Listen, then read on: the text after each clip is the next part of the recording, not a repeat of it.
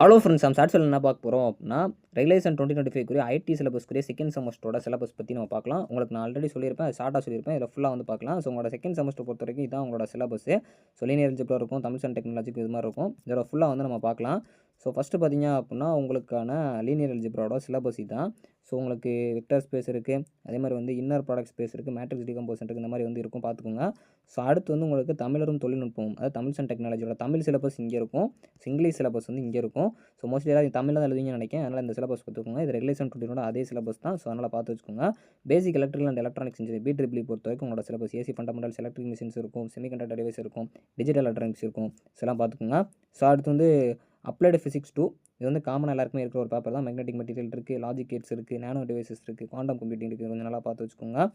So அதுக்கப்புறம் உங்களுக்கு foundations of data science using Python, இதுவும் பார்த்து வச்சுக்கோங்க. இந்த பைத்தான் கான்செப்ட்ஸ் எல்லாம் கொஞ்சம் இது பண்ணி வச்சுக்கோங்க. ஸோ இதில் கீழே வந்து உங்களுக்கு கான்செப்ட்ஸ் இருக்குது. ஸோ அதுக்கப்புறம் வந்து டிபிஎஸ்டி, அதாவது வந்து digital principles and system design, இதையும் வந்து பார்த்து வச்சுக்கோங்க, என்னென்ன கான்செப்ட்ஸ்லாம் கொடுத்துருக்காங்கன்னு. ஸோ அதுக்கப்புறம் வந்து இங்கிலீஷ் எசென்ஷியல்ஸ் 2, ஸோ உங்களுக்கு இருக்கும். ஸோ அதுக்கப்புறம் வந்து இன்ஜினியரிங் ஃபார் இன்னோவேஷன், இதெல்லாம் வந்து நீங்கள் அந்த மேக்கர் ஸ்பேஸ் பண்ணிங்களா அது மாதிரி இருக்கும். ஸோ லைஃப் ஸ்கில் ஃபார் இன்ஜினியர்ஸும் உங்கள் காலேஜில் தான் பண்ணுற மாதிரி இருக்குது, செமஸ்டர் எழுதுற மாதிரி இருக்காது. ஃபிசிக்கல் எஜுகேஷன் 2 உங்களுக்கு அப்படி தான். ஃபாரின் லாங்குவேஜஸ் நீங்கள் என்னெல்லாம் எடுத்துக்கலாம் அப்படின்னா, டச் எடுத்துக்கலாம். ஸோ இல்லை வந்து உங்களுக்கு ஜாப்பனீஸ் எடுத்துக்கலாம். உங்கள் காலேஜில் பற்றி சொல்லுவாங்க, கொரியன் எடுத்துக்கலாம். ஏதாச்சும் நீங்கள் ஒன்று எடுத்து பண்ணுற மாதிரி இருக்கும்னு நினைக்கிறேன். ஸோ உங்களோட சிலபஸ் இதுதான். தேங்க்ஸ் ஃபார் வாட்சிங்.